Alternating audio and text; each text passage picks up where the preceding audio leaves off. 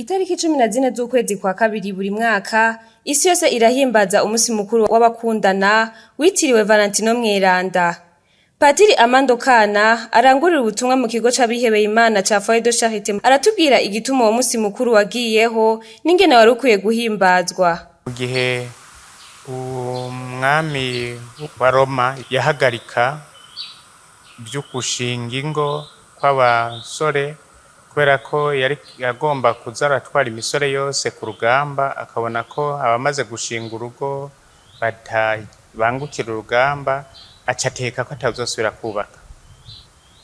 Musenyeri rero Valentino abashatse kubakana, umuhungu n'umukobwa bakundana bashaka kubakana, akabategura mu mpisho, akabahezagira bakagira ubugeni. Aho rero uwo mwami wa Roma Abundius abimenyeye yaciye amwica.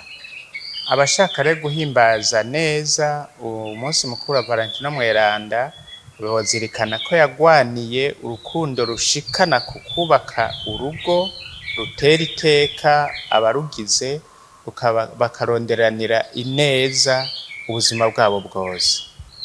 Nico gituma abahimbaza bose bokwama bazi kandi bazirikana ko urukundo Valentino mweranda yagwaniye kandi yapfiriye n'urukundo rwo kurondera k'umuntu agira ashika kwiteka yaremewe n'Imana.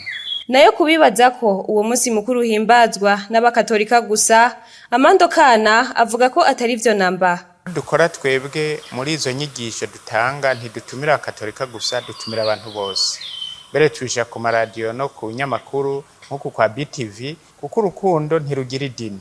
Umusi mukuru w'abakundana watanguye guhimbazwa ku ncuro ya mbere mu gihugu c'Ubwongereza mu mwaka w'1950, ukaba wagenewe guhimbazwa n'abubakanye canke abitegurira gushinga urugo rwabo.